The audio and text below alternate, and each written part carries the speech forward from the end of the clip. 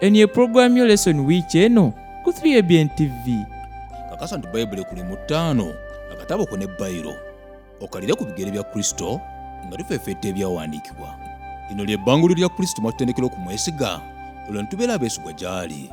Leesoni wiiki eno katuyigire ku bigere bya Kristo. Tukwaniriza nnyo mukwano gwaffe ali ku 3ABN okubeera ku ddakiika eno otumbudde. Ntwala omukisa guno okubuuzaako mu linnya erisinga amannya gonna, erinnya erya Yesu Kristo Mukama waffe. Twagala omwebaza akukuumye otuuka ku ddakiika eno, akuyisiza mu bizibu, akuwanguza, gwe abadde omulwadde n'otereera. So nga naawe akyali omulwadde tukujjukiza nti Yesu gy'oli mu Kristo. Aga nti mujje gye nimwe mwe n'abakooye era abazitowereddwa, nange n'abawummuza. Nze Nasaani Matovu Munagomba, ate Mukama ampadde omukisa ogw'enjawulo nate ndi ne ttiimu yaffe ey'abasumba bange. Ku luuyi luli emusumba y'Obukimbugwe okuva eri Makerere mu bayivu. Abayivu baffe abo ab'e Makerere abategeera obulungi eddiini y'Obwadiventi be tuyita abalwemunantisi ab'e Makerere, ejava eyo gy'asumba. Ssebo ng'oli wa mukisa nnyo okusumba abayivu abasigalawo. Wakati wano tulina musumba waffe, Musumba Ssebagala, okuva ku luuyi luli olw'ekkanisa ey'Najjanankumbi ku kitebe wavudde. Tusanyuse nnyo okulaba musumba waffe. Mbasaba abasumba bange mubuuze ku balabi baffe ate oluvannyuma tubeere nga tweyongerayo. Njagala okubaanirizaako mu linnya lya Mukama waffe Yesu. Ndibaza Katonda olw'omukisa gw'atuwadde n'akaakano okubanga tugenda okukubaganya ebirowoozo ku Leesoni nga bwe twagiyize.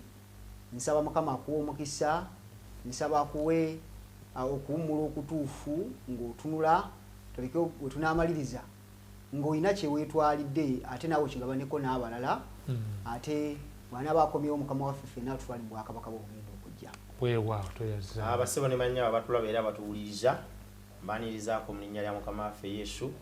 Mwebale okutweyungako Friday akawungeezi olwaleero olw'ebyokuyiga ebya Leesoni wiiki eno. Mukama awe nnyo omukisa nga muwuliriza, tegeeza n'omulala agoberera ebigambo bino kubanga bya muwendo.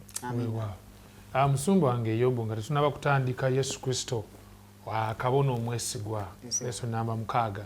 Nsaba okkirize otuweereyo essaala tulyoke tubeere nga tusoosootula ensonga eno. Katusabe.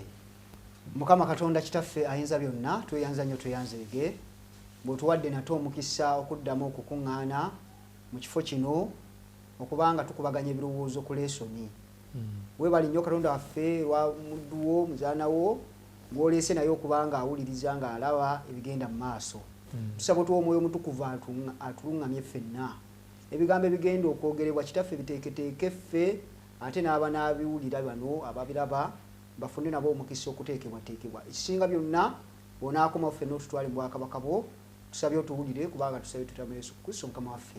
Amiina. Weewaawo weewaawo butereevu oli ku Leesoni wiiki eno, puroguramu w'oyigira n'oyongera okutebenkera mu Kristo. Tugamba nti Leesoni wiiki eno katuyigire ku bigere bya Kristo. Amiina. Wano Kristo yatusomesa okuyita mu kigambo kye Bayibuli, ate ne tubeera n'abasumba baffe abatuyamba okwongera okutegeera kiki Kristo kyatuyigiriza. Olunyiri lw'okujjukira mu Leesoni eno ey'omukaaga lusangibwa mu kitabo ky'Abeebulaniya essula 7 olunyiri olw'omwenda. Lwagambye nti kubanga kabona asinga obukulu afaanana bw'atyo ye yatusaanira. Amiina. Omutukuvu ataaliko kabi, ataaliko bbala, eyayawulibwa eri abo abalina ebibi, era eyagulumizibwa okukira eggulu. Amiina. Oyo Yesu Kristo. Amiina. Bakadde bange, ekimu ku bintu ebikyampoomedde ne bw'olaba nagaye nti kanteekeko n'ettaayi okubeera nti mu Yesu Kristo nange nnyungiddwa butereevu n'eggulu. Amiina. Abantu banoonya zi connection, waliwo eyaŋŋamba onsabira ku divine connection, ne mugamba seetaaga gikusabira. Ekikulu gwe kwe kuba nti Kristo oli wamu naye. Bagisasulira ssente nnyingi. Divine connection. Bakubira ne bisiiti. Very connected. Reason for prayer, divine connection. Okay.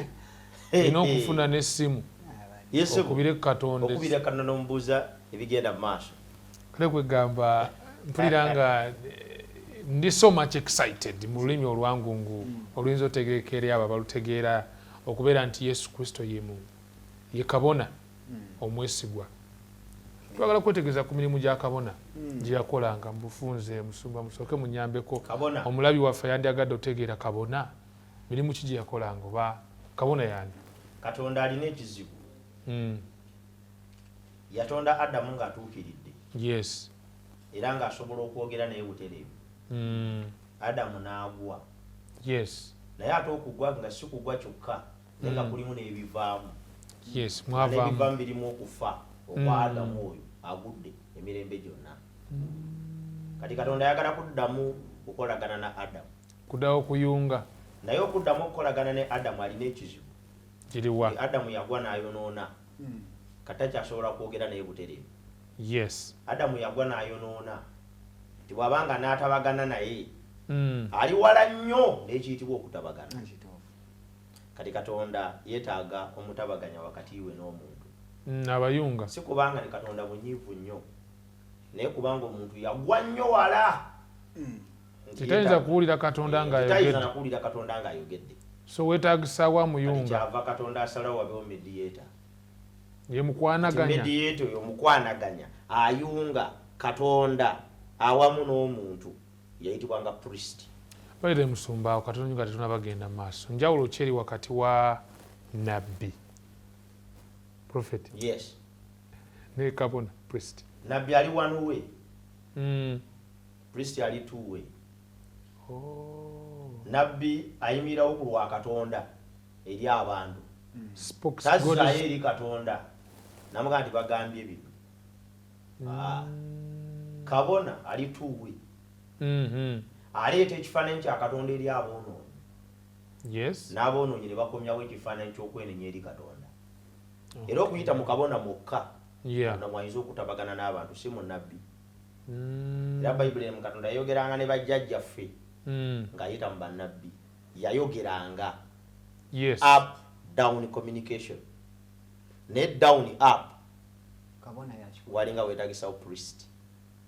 System eyo. One of the most important things betuyinza okusoma mu ndagaano enkadde obwakabona.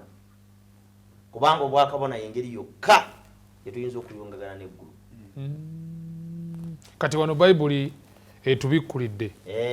Etwanjulidde Mukama waffe Yesu Kristo gwe tuzze tuyigako omugabi w'ekiwummulo muganda waffe atakwatibwa nsonyi kutuyita baganda be yayawulibwa gye tuli nemala negamba nti Yesu Kristo nawe nalabyawo musule yesooka nti naye ku mwana agamba bw'atuuka ku mwana oluganda wakati wa Katonda n'omwana nti Yesu Katonda ate muntu.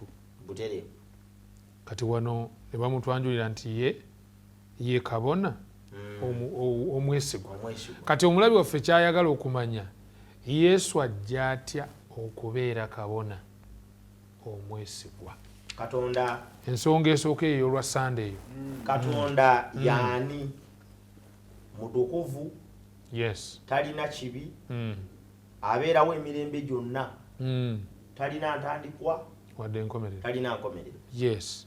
Kati ayagala okutabagana n'omuntu omwonoonyi eyagwa alina entandikwa alina enkomerero avunda nga n'okufaafa. Kale kimu ku kifuula omutabaganya okubeera omutabaganya omulungi. Yes. Okubeera ng'ajja mu bigere bya bombi. Tosobola kutabaganya bantu okutuusa nga bombi obafaananyi n'obabeera. Bw'obanga olina kugw'otategeera ku bombi tosobola kubatabaganya. Obeera kyekubiira. Okitegedde. Kati engeri yokka Katonda gy'ayinza okututabaganya naye yennyini kwe kutufaanana. Kwegamba Kristo ensonga esooka emufuula kabona omwesigwa. Emufuula kabona omwesigwa. Kwe kubeera nti a priest on behalf of human beings. Kabona ku lw'abantu. Ku lw'abantu yatufaanana. Mu kutufaanana n'alyoka akwalifayinga. Okubeera nga ayinza okusitula obunafu bwaffe n'ebitulemerera n'ebitunyigiriza ne bigenda mu maaso ga Katonda. Olw'ensonga eyo mu katundu kuno twalabye nti Yesu Kristo ng'ali mu kikula kya Katonda ate yafuna n'ekikula kyaffe. Bwe yatuyimirira wakati olwo n'ayinza okutabaganya Katonda n'omuntu ate n'omuntu ne Katonda. Omuntu ala ebigambo bino kino akimanyi. Teriyo omuntu ayinza kukutabaganya na Katonda okujonga Katonda yennyini. Ate Katonda akimanyi yete yeta kukimanya bumanyi wabula akimanyi. Teri muntu ayinza kumutabaganya n'olwa muntu lulyo okujonga muntu ddala. Mu Kristo Yesu mwemoka ku bantu bonna abaali balabiddwako n'amaaso abaali babadde ku nsi. Yes. Ng'ayina ebikula byombi mu kimu. Is both God and man. Omuntu Yesu and Kristo. that is the only reason why he is the only faithful priest. Ensonga esookera ddala enkulu. Kati bano bonna bagankubira Katonda essimu. Baliko bwayogera. Nze nkutabaganya ne Katonda. Jangu ombuulire ebibi byo bakusonyiwe. Omuntu yenna kasitajja mu maaso go n'agamba nti nze connectinga ne Katonda tabeera faithful priest. Abeera fake priest. Because he does not have the divine. Oyina kubanga oyina bibiri. Nga tolina bikula ebyo bibiri tosobola kugatta muntu ne Katonda. Ne bw'okola otya. Okay. Kwegamba Yesu yekka yabirina. Yabirina. Byagala okutabagana ne Katonda. Agende eri Yesu. Kubanga mbutuufu waliwo juzi nali anyumyako ne mukwano gwange yaŋŋamba yagendako eyitale n'afuna omukisa ogukyalako ne mu bifo ebimu ebyebijjukiza Omulooma n'atwali tuyigiza ebifo ebyo byonna nabirabako ebyo byoli mukulaga twali tuyigiriza ku nsolo emitwe 7 n'amayembe 10 n'omukazi oli atudde ku nsolo kwikula 17 naye nanyumiza nti mu kika kyabwe balina omukisa nti mulimu kabona.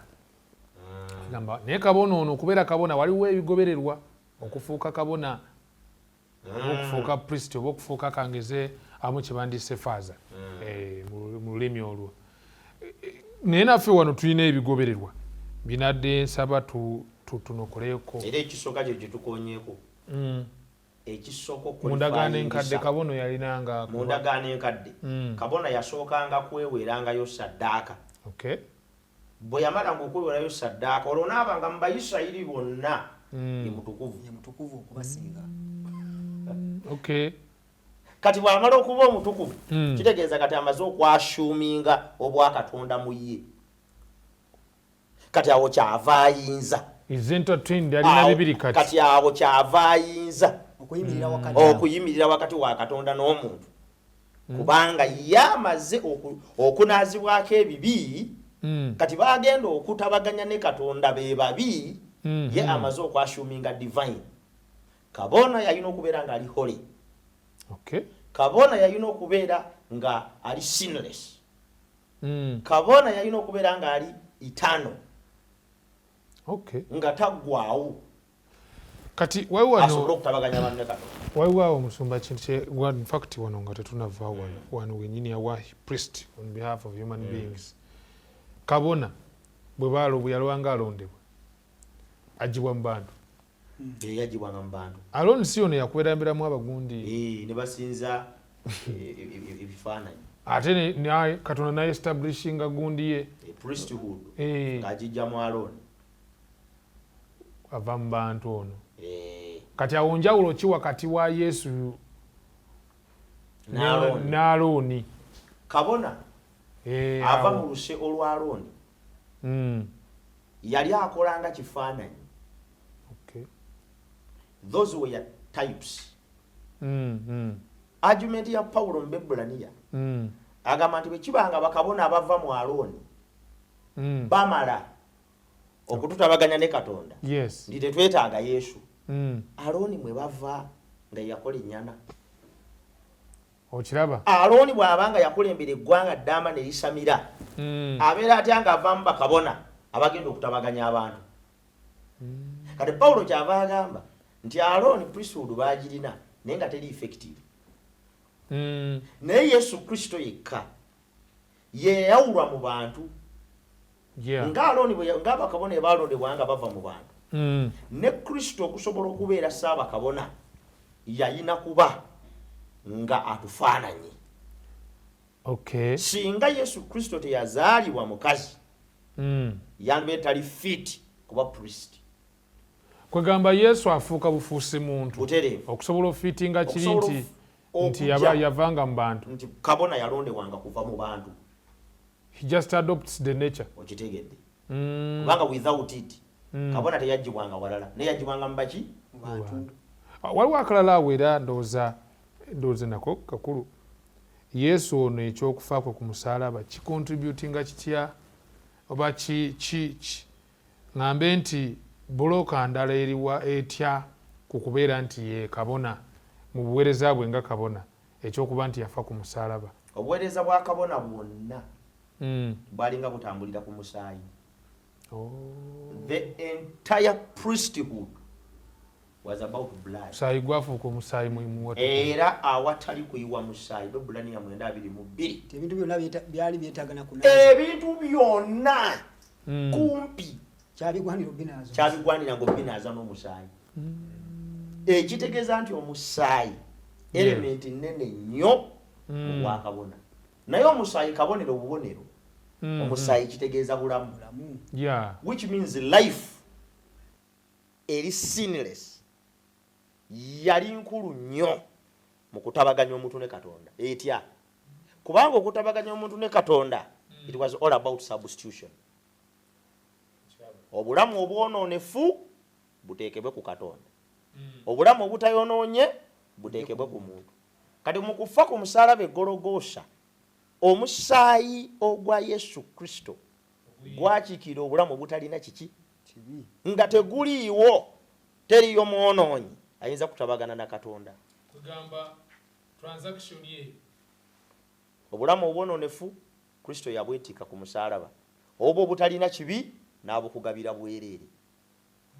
Sebo musumba waliwo n'ekirala omuwandiisi wa Leesoni kyeyagadde okutulaga wano nti Yesu Kristo mu butonde bwe nga Katonda bw'ajja ku nsi kuno abaako ebintu by'atandika naye okuyiga. Atandika okuyiga okubeera nga mugonvu ng'agondera amateeka kubanga ye muggulu Katonda teriyo kigambo kya gondera n'agonda asobole okubeera ng'abantu tumuyigireko.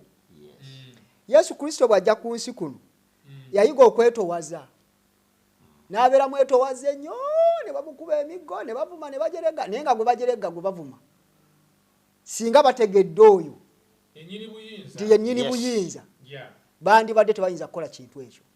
Kati mu ngeri eyo Yesu Kristo n'abeera kabona asobola okutabaganya asobola okuddira ekibi kino ne kibanga bwe kimuyingiramu asobola okukisaanyaawo olw'omusaayi gwe ye kuba bano bateekangayo omusaayi gw'embuzi n'endiga n'ente balyoke bakiikirire abantu ye yennyini ye yafuuka omutango. Kati ekyewuunyisa kye kino nti omuntu yenna bw'ajja n'atandika okubuzaabuza Yobu ng'amulaga nti ayinza okubeera kabona alina ekintu kyakola ekiri fato. Era omuntu oyo njagala kukubuulira njagala kulaga omuntu ono andaba nti aba ayimiriddewo nga sitaani. Ekyo bwe kiri ekyo kye kituufu kigambo kikaluba kinene naye nga sina kyakikolera kankyogere. Omuntu yenna ayimirira n'agamba nti ye kabona kaakano oyo aba ayimiriddewo mu kifo kya sitaani yennyini kubanga tayinza kubeera kabona kusinga Alooni. Tasobola kusinga Alooni, tasobola kusinga Eriyazaali. Naye abo baali tebalina kibalina. Era Yesu Kristo okujja teyayitana mu lulyo lwabwe. Ye najja ng'asobola okubeera nti akiikirira abantu ne Katonda teyayonoona. Bano baabalanga kuwangayo ssaddaaka basobole okubeera nga basobola okubaako kye bakola. Kakitegeeza nti omuntu yenna bw'agamba nti ndi kabona oyo aba alina ekifo kyatuddemu ekinene aba ali mu kugamba nti ndi Katonda. Kati wano omuwandiisi wa Leesoni kyeyagadde otugamba kyekiriwa nti omuntu yenna ateekeddwa okujja eri Katonda n'akiikirirwa ateekeddwa okumanya nti omubaka oba kabona asinga byonna ye Yesu Kristo. Kyova olaba nga ye Pawulo ne Yokaana boogera ebigambo ne bagamba nti bannaaye awatali mwana tewali bulamu. Alina omwana alina obulamu bwonna naye atalina mwana.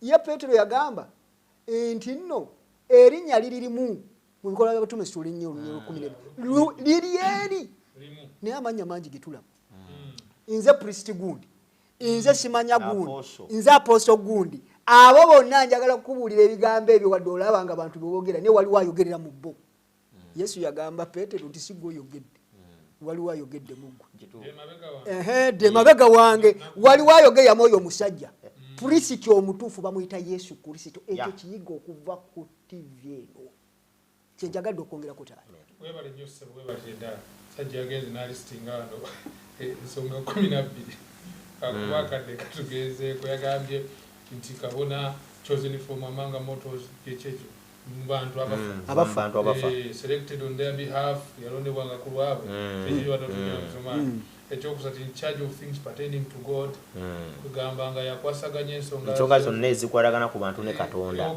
they are appointed to offer gifts and sacrifices Yesu ndabagabi meeting byonna even in a better way to offer gifts and sacrifices for sins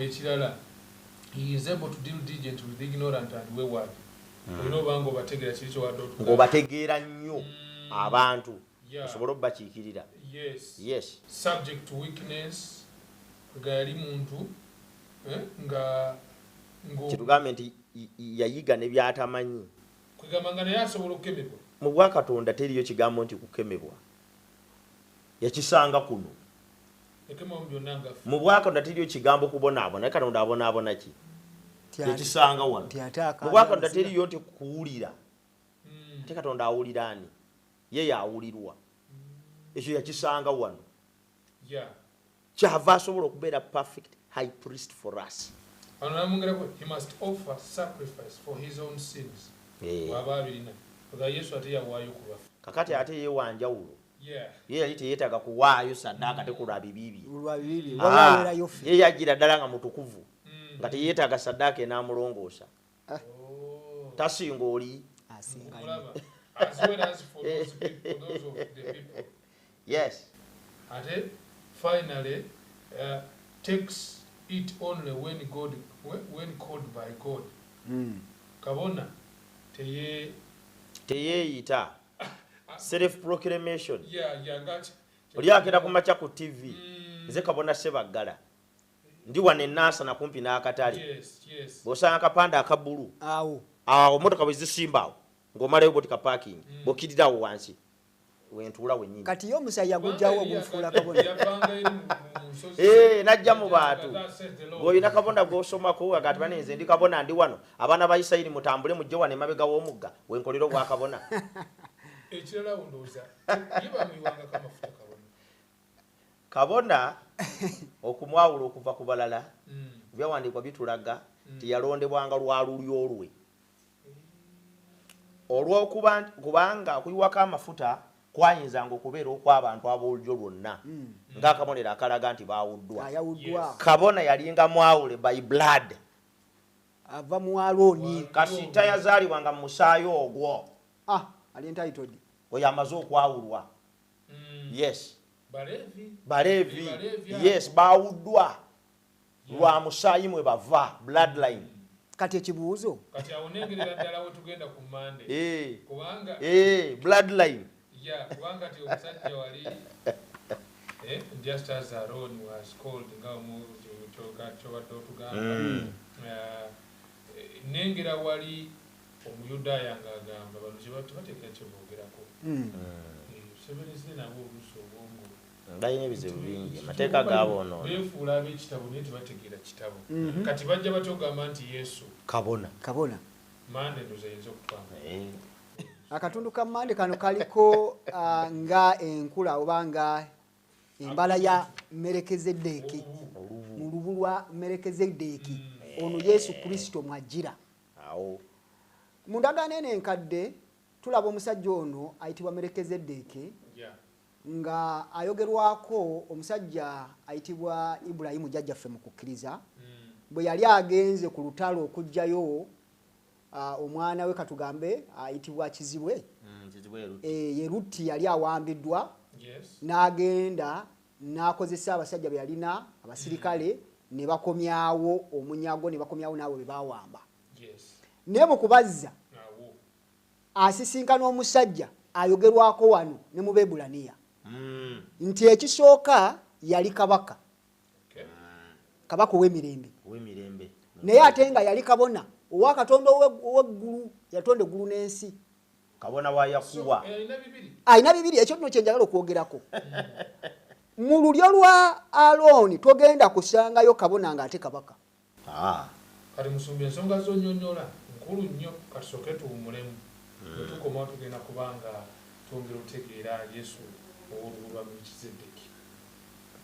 Lesson Wiiki eno. Pros Hebraios kigambo kya Lyonaani ngamba Olugereki ekitegeeza eri Abebulayi oba Abebulaniya. Kwota eno tugenda kuba tutunuulira ekitabo kino eky'Abebulaniya eri ffe ab'ennaku zino ez'enkomerero. Weebuuza ebibuuzo ng'ani yawandiika ekitabo ky'Abebulaniya? Oyagala kumanya ani obubaka obukulu mu kitabo kino eky'Abebulaniya? Yesu Kristo Mukama waffe, oyo omuyinza w'ebintu byonna, kabaka w'abakabaka, omufuzi w'ebintu byonna, omwana wa Katonda ate omwana w'omuntu. Amaka ago gaziringitanye? Weebuuza ekyokola, tomanyi kyakuzzaako nga twolekera ebiseera bino eby'enkomerero. Tukwanjulira Yesu Kristo mu kitabo eky'Abebulaniya wano mu Lesson Wiiki eno buli Friday akawungeezi ssaawa 2 paka ssaawa 3 wano ku 3ABN. Yiga Bayibuli yo otebenkere mu Kristo. Omulungi mukwano ali ku 3ABN twongera okwaniriza n'okukulisaayo okuwummulako. Oli wakati mu program Lesson Wiiki eno katuyigire ku bigere bya Kristo. Ekyamazima tuli mu kirasi kati yali eyo oli mukwaniriza subject tuli mu kirasi ennyini era we tukomye nga tuli mu kwetegereza Yesu Kristo nti weewaawo teyali wa lubu lwa Alooni kuba ye azalibwa mu Yuda agamba oloko temuva mu Yuda si atyo muzzukulu wa Dawudi naye ate era kabona okusinziira ku lubu lwa Melkisedeki ekituufu. Musumba genda mu maaso n'okusosotola ensonga eyo. Ensonga eyo nkulu kubanga bw'onaasoma Bayibuli yonna teyina weeragira nti kabona agenda kubeera kabaka, nti oba kabaka agenda kukyusa ekifo ky'obwakabaka ate abeere ng'akola bibiri nga ye kabona.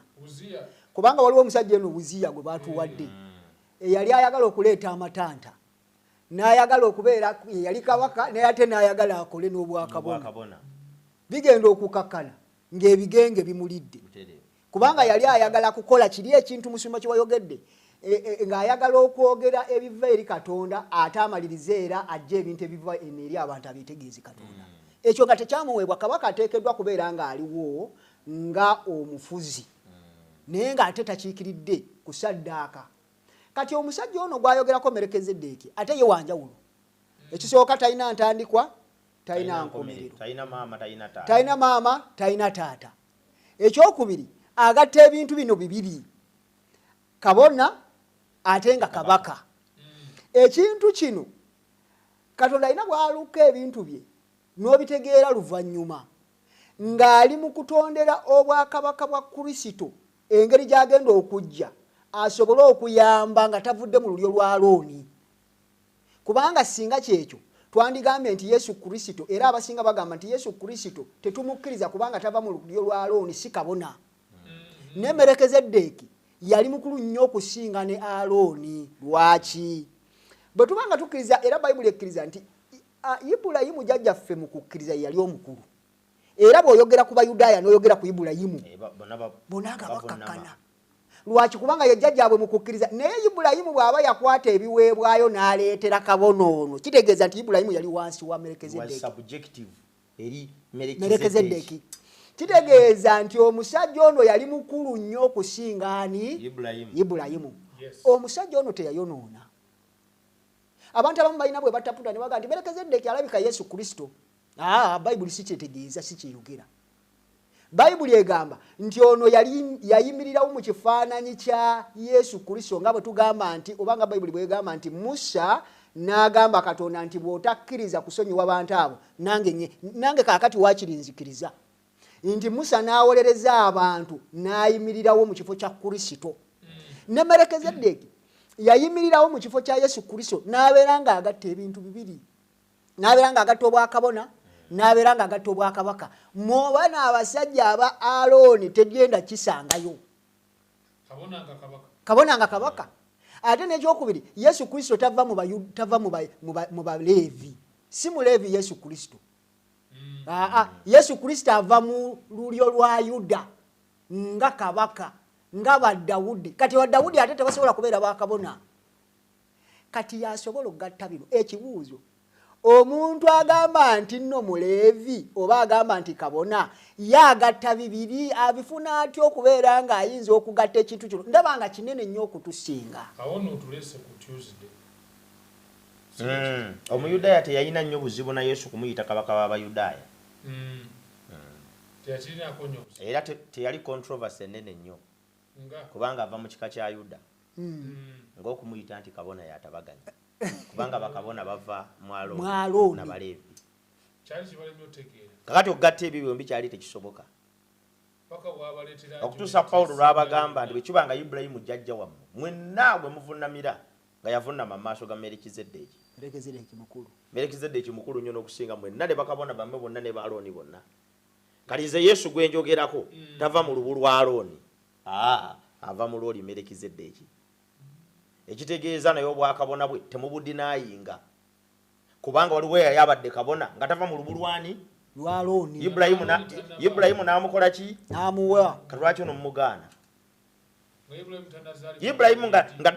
Ibulayimu yavunnama mu maaso ga Merikizeddeeki n'amuwa ebiweebwayo. Kakati olwo mumuŋŋamba mutya nti ate Alooni yajja oluvannyuma ate Yesu mwalina okuva. Olubu lwa Yesu Kristo, bloodline eya Yesu Kristo mwakolera obwakabona erifa beta n'okusinga eya Alooni eva mu Merikizeddeeki. Ate ayonoona kabaka ate nga kabona. Kati ne Yesu Kristo naye ava mu kika kya Yuda naye ate n'aweereza nga ava mu Alooni nga ne Merikizeddeeki bwe yakola ki? Kati ye order Yesu mwava. An effective priest. Ekigambo effectiveness kitegeeza okukola ekintu nga kigenda kuvaamu omulamwa. Tulina bakabona ab'ekiseera kino abakola ebintu naye ng'emiramu egivaamu tegiri effective era tegirina begijja kuyamba. Tusoma ku Yesu nga kabona nga yekka yakola ebintu ebiri effective oba ebibeerawo. Bw'ogendanga okwenenya ebibi n'oteenenyeza Kristo oba n'otayita mu ye kusonyiibwa bibi n'oyita mu muntu, omuntu byakugambye nti osonyiiddwa bifu kubanga okusonyiibwa kw'omuntu tekuli effective. Bw'ogendanga ew'omuntu akuyunge ku Katonda nga toyise mu Yesu Kristo, manya nti byakuyunze bifu. Ofaananira ddala n'omuntu aguze empewo n'osasula ettaka ne bakuwa n'ekyapa, wagenda okuyitawo emyaka 5 oli najja n'agamba nedda wano wange nafuna n'ekyapa mu 6 kati gwe weekya 210 otambula butambuzi. Obadde okimanyi nti abantu bangi nnyo abali mu nsi muno abaagula empewo nga balina bakabona abafu. Waliyo omuntu atambuleyo ng'amanyi yasonyiibwa ebibi naye nga teyabyatulira Yesu, yabyatulira muntu munne. Oyo yagula mpewo agenda kutuuka oluvannyuma yeewuunye ng'ebibi tebisonyiibwanga. Waliyo ku lunaku olw'enkomerero. Kati agambye an effective priest, ekitegeeza nti Yesu Kristo bwe yajja okubeera kabona yakyusa n'amateeka agaali gafuga ebiweebwayo n'agafuga n'obwakabona. Lwaki agakyusa? Agakyusa for a better promise and to be effective. Kubanga amateeka gaali gafuga bakabona gaali gagamba nti bakabona balina kugibwa mu lubu lwa Alooni. Naye omuntu ava mu bulu lwa Alooni yali wakuyamba atya omwonoonyi nga Alooni yennyini yasinze ennyana. Awo gaali galina kukyuka.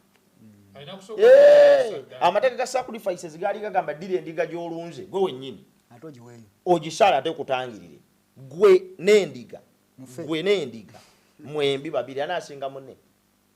Oyinza okugamba endiga gyo weebiwata nti bwefa gw'olongooka. Kati Yesu kyava yalaga no ebyo biri useless, kyava abikyusa n'agamba kati nze mwana gw'endiga ogwa Katonda omusaayi gwe gulokola. N'agamba kati nze kabona asinga obukulu siva mu lubu lwa Alooni. kati abantu balina okumanya bawulira ebigambo bino nti tulina bakabona bangi ab'omulembe guno abasavinga ebisuubizo naye nga tebiri beta ebisuubizo byabwe nga bikoma wano visa luzaalo kugenda ka Abu Dhabi taka kufuna kyapa kya ttaka nyumba kufunayo ka vitizi kana kamotoka akatono kuzimba nyumba muyenga obola promises ezo ya magero be bakabona baleero bali ku kiguumaaza bategeeza abantu nti bayina ebisuubizo abantu ne bakuŋŋaanira eyo ne basulanga basaba ne bakeesanga basaba ne bawayo ssente zaabwe eri bakabona abo naye ng'ebisuubizo byabwe bya kiseera kitono ffe tuva twagala okuyita buli abalaba ebigambo bino bategeere effective priest ali atya oyagala kusonyiyibwa bibi mu Yesu oyagala kutabagana ne Katonda mu Yesu toyita mu muntu omutabaganya wali abayita mu bantu gondi nsabira ow'egindi gondi nsabira tusaba omutuukirivu gundi atusabire tusaba omutuukirivu no sobwera ekintu kyogerezi noyogera nti mu bwakabona bwa Kristo waliwo ebyakyuka luli twalinanga owaayo endiga this time omusaayi gwa Kristo gwaweebwayo once and for all tetwetaaga kumala kuwaayo buliga okusaasirwa naye ebibuuzo ndowooza bye mbadde ndiitaawo musumba bibiri obwakabona ffe tuyitibwa bakabona yes bakabona ba kabaka yes Yesu Kristo yatufuula ggwanga ddonde bakabona ba kabaka genze n'obanga omuntu ng'ayinza okulengera ng'avumirira bannaddiini atya naddiini omugamba nti talina buyinza bujjako kibi is ineffective bwekiri naye waliwo era Yesu bwe yali akazuukira asinkana abayigirizwa bano nga beekwese mu kisenge n'abafuuwako omwoyo he breathed on them the peace be unto you n'amala n'abawa ekisuubizo nti buli gwe munajjangako ekibi kinaamugibwangako mu ggulu what's the science behind that nga ddala ku nsonga eno gye tutunulira eyakabona omu yekka Yesu Kristo nga ye mugundiivu kaakati Yesu Kristo bw'amala okukola obwakabona n'atuyunga ne Katonda Katonda waffe tubeera eternally and permanently connected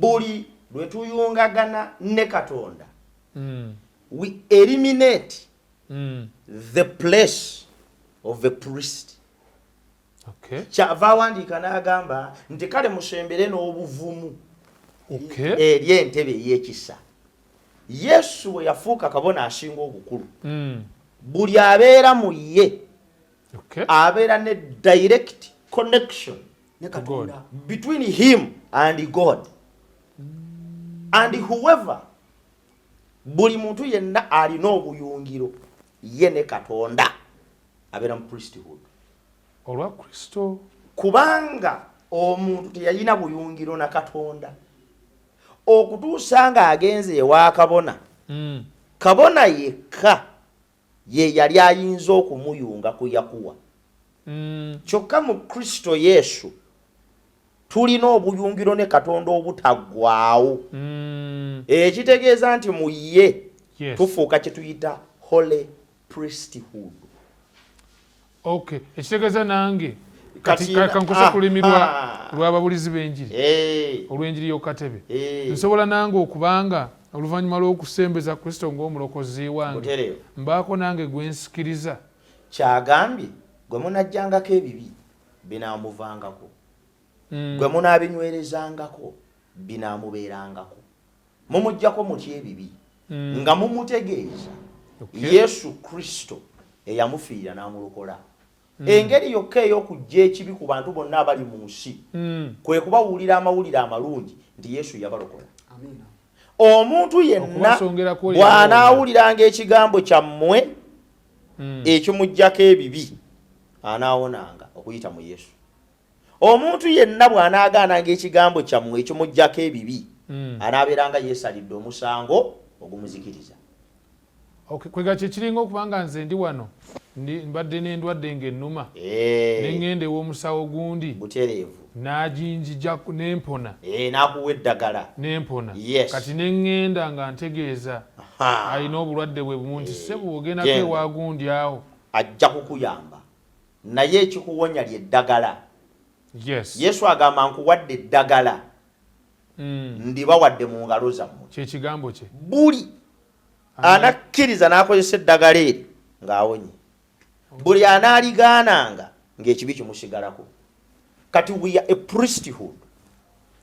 Si kubanga tuyunga abantu abalala ne Katonda. But we are a priesthood. Mukubasongera Kubanga wakati waffe ne Katonda tewakyetaagawo mutabaganya kati mulala. Kristo yatuyunga ne kiggwa. Katutambula butereevu ne tugenda eri entebe yaki ey'okusaasira. and we priests now. Omuntu agenda obutereevu eri entebe ey'ekisa n'ayogera ne Katonda nti Mukama mpa kino nadde eka oyo aba amaze okuyingira olwo. Kweganga tokyetaaga genda mu kasenge ka tokyetaaga kubaako na gy'oweta. Ekintu ekyo era kyekyali mu ndagaano enkadde nti Kabona ye yabeerangawo wano n'atuukirayo abantu eri mu kisenge nga yabagenderayo. era Yesu Kristo bw'ajja n'amala okufa eggigi ne lyawulibwamu Yeah. nga kitegeeza nti kaakano bw'ofukamira essaala yo Katonda agiwulira weetuukira.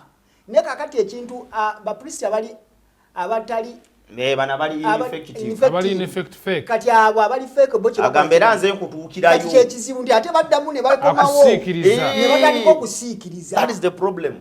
Obadda musumba Balinga Bafalisaayo. Bafalisaayo bennyini si balinga. Tebayingira naye ate nabo tebakkiriza. Bakola jama awo mulyango awo.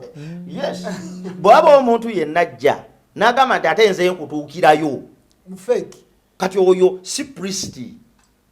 Bw'oba oyagala okwenenya ebibi kati ogenda butereevu maaso ga ntebe yaani Ya Katonda. ng'osonyiibwa.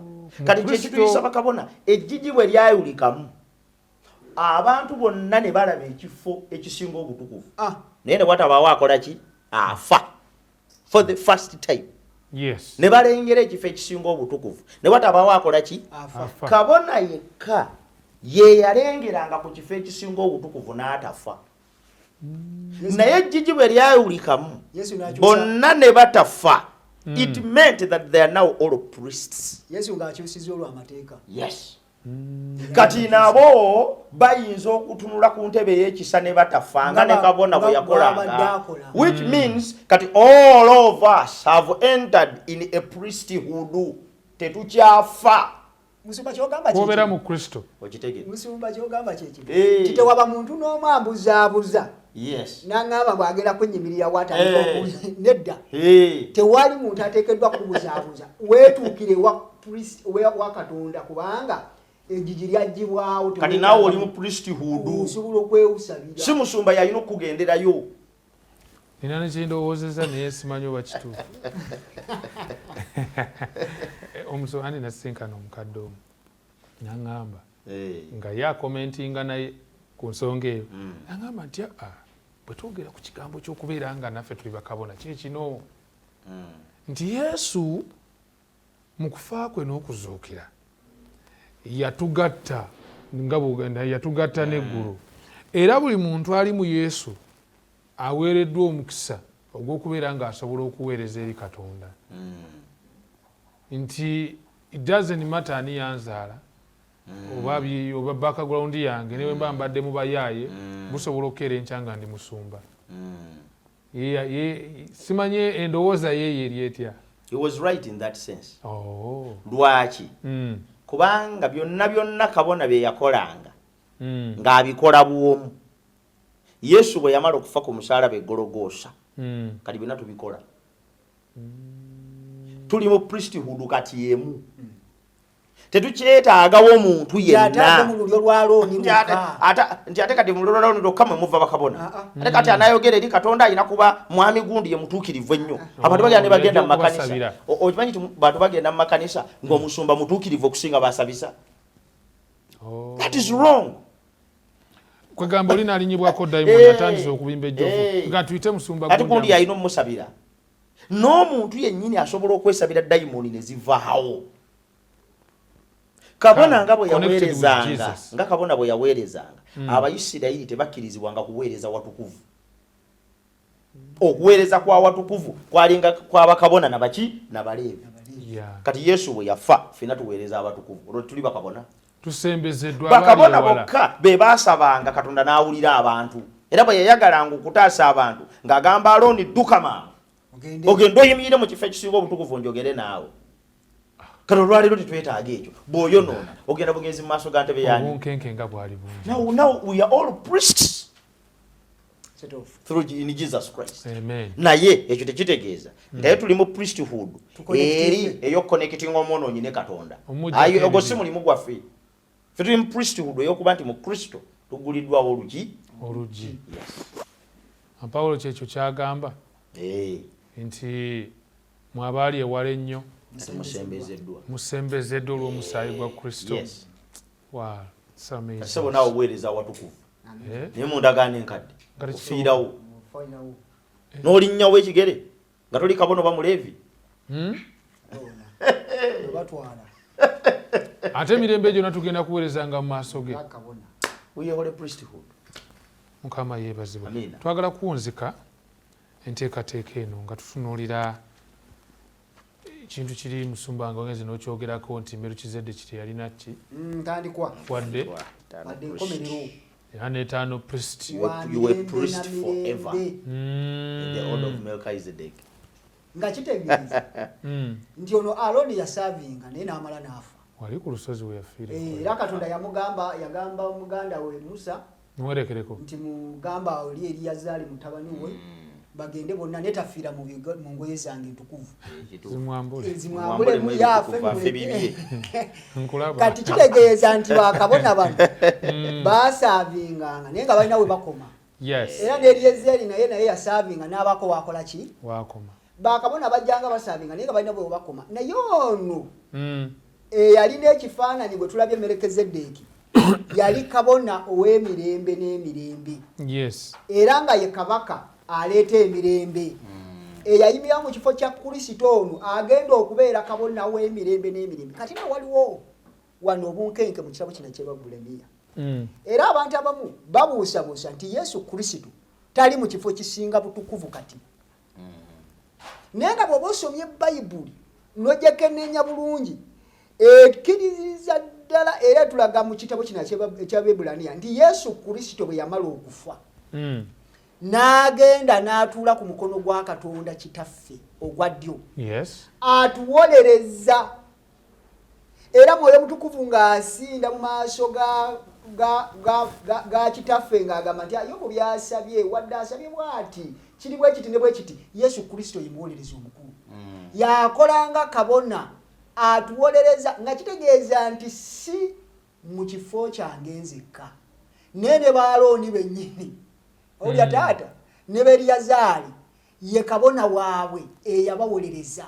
Ate tagenda kukoma wano naye neeyo gye tugenda yonna yagenda okubeera kabona akiikirira ensi yonna nga kitegeeza nti ye kabona akiikirira bonna abantu yabawolereza bonna.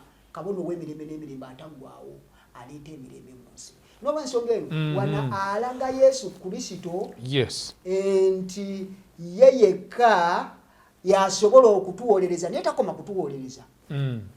Alina ekintu ekyakyakola, alina omulimu gwakola mu muntu ono ajja mu maaso ga Katonda kitaffe ne yeenenya. Amuwa amaanyi mu mutima okukyuka n'okuleka ekibi. Kabona oli yali tasobola kikola. Kabona ye yakusaliranga endiga n'ogireeta n'okwata ku mutwe n'ogisaddaaka n'omaliriza n'ogenda naye nga talina maanyi ng'asobola kukuwa nti ate okyuka abadde omubbi olekeraawo okubba era enkeera okumawanakaliga. Ono kabona ow'emirembe n'emirembe bw'omala okumusaba n'akuwolereza eri Katonda ate akuwa amaanyi n'okyuka abadde omubbi enkya ne bakukwasa ne ssente n'osigala ng'oli mwesigwa. Kwegamba effect twogere bwe tutyo ebiva mu kabona obuweereza bwa kabona ono w'emirembe n'emirembe binywerera emirembe n'emirembe bibeerera. Mukama yeebazibwe. Twagala kuwunzika musumba kabona ono teyalina kibi. Kabona teyalina kibi. Yesu Kristo ekyokuba nti Yesu Kristo yajja n'azaalibwa n'abeera mu bulamu obutaakola kibi kimufuula okuba nti asobola okubeera saddaaka entuufu ate asobola okubeera kabona ayimirirawo ku lwaffe maaso ga Katonda. ate nga yagatta omusaayi n'omubiri. Yagatta omusaayi n'omubiri. Naye waliwo ky'ataagatta. Kibi. Ekyo ekibi kyaffe. Yesu yagatta omusaayi n'omubiri. Naye omusaayi n'omubiri gwe yasikira gwe guli gwa Adamu nga tannagwa. Yes. So si guno ng'agudde. That is why it was sinless. Kubanga ayitibwa sinless si kubanga nti teyakola bukozi kibi ng'ali ku nsi. Naye ayitibwa sinless kubanga n'ekibi kyaffe tekyetabako mu musaayi gwe. Nga bw'olaba endiga bwe yafiirira ku lw'omuntu kuba toyinza gamba nti endiga erimu olubibbi. There was no connection between human sin and the goat. Okay. Mbulirayo ekibi kimu omuntu kye yali akola nga n'embuzi ekikola. Tiyayenze. Kuwulira. Omusaayi gw'embuzi eyasaddaakibwanga tegwalingamu connection yonna na musaayi gwakoze kibi. Kati kayiba mukuukulu gye baagobanga ne bakwata oba akayiibwa ne bakasaddaaka kakola kibi kavuma kawemula kakabawala kati kayiba mukuukulu kibi kikyo omuntu kyakola nga ne kayiba mukuukulu akikola.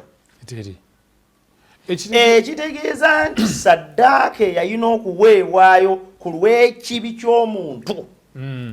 Teyalina kuba na connection na human sin na weakness. Kati awo omusumba ekyo njala nnyo nsaba tukitegeere. Waliwo olunyiriri mu Bayibuli lugamba nti tebaliko musanga bali mu Kristo. Yes. Olunyiriri olwo.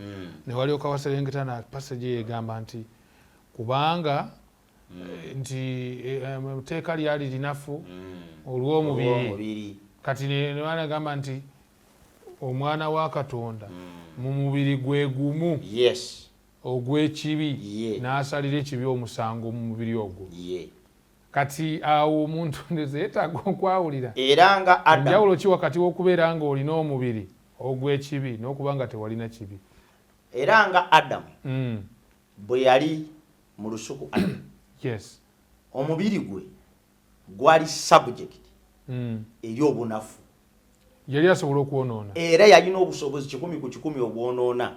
Ye lwaki tugenda eyo yonna teyabyonoona. Yayonoona. Nti newankubadde nga bwe yali mu lusuku Adamu yali ayambadde omubiri ogutalina trace ya kibi kyonna nga talina knowledge of evil. Pure blood. Yes.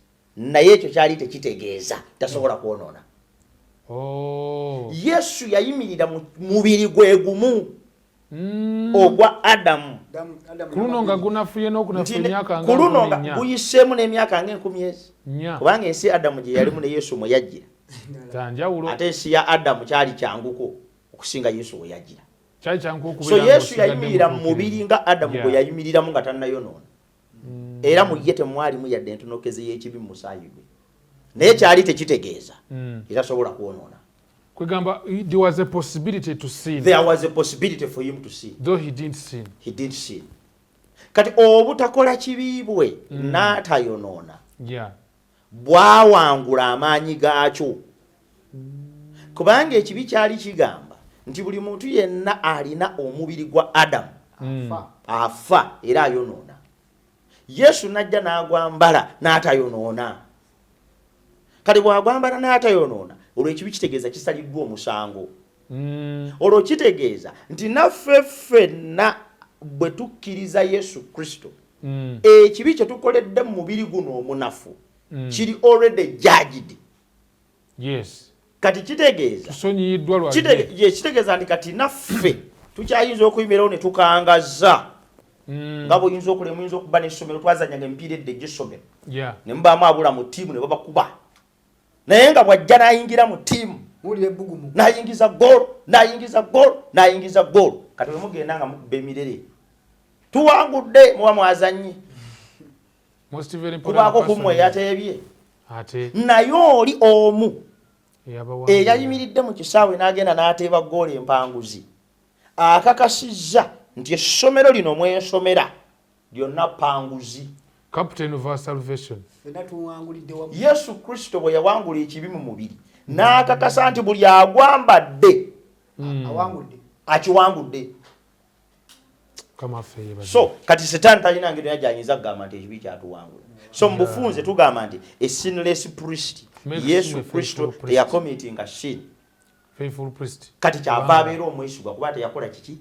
Kwegamba bano bonna abeeyita bakabona twabaggyemu dde obwesige kubanga mwe mulina ne likodi emabega eyo nga mwayonoona aga nti kabona bimutamyeku mulina ne scandals yo kyate yayodde ensimbi kabona kati bano abaffe bo tubaggyemu obwesige mu bufunze okusinziira ku kigambo kya Katonda ate bayibuli yagamba nti ekyasibibwa ku nsi ne mu ggulu kisibe tubaggyemu obwesige tubutadde mu Yesu Kristo yekka kabona omwesigwa kuba teyalina kibi ate nga yali muntu ekyo kituufu ate olwokubanga muntu ate Katonda kati yagwaniddeeko kuba tutabaganya Katonda of course sumba tuwereyo essaala kitaffe weebale bigambo tuyinza bimalayo nebye tusobodde okwogerako tusabikola amakulu gye tulina eri abawuliriza. Yes. Gwe nga kabona asinga obukulu twenyumiriza mu gwe okututabaganya. Yatusaba tunywerere mu musaayi gwe tutabagane ne Katonda nga naffe tuweereza mu bwakabona buno bwe watufunira ggwe tuteeketeeka olw'obwakabaka bwo wa Yesu Kristo Mukama waffe bwe tusabye. Amen. Atuyanza nnyo mukwano gwaffe abadde atambula naffe okuva gye twatandikidde paka gye tuwunzikidde abadde ku YouTube abadde ku Facebook naye mukwano gwange abadde ku 3ABN mu ddiiro lyo tukwagaliza sabbiiti ennungi n'okwagaliza okwongera okusemberera kabona asinga obukulu Mukama waffe Yesu Kristo ekisa kye kyeyongere gy'oli.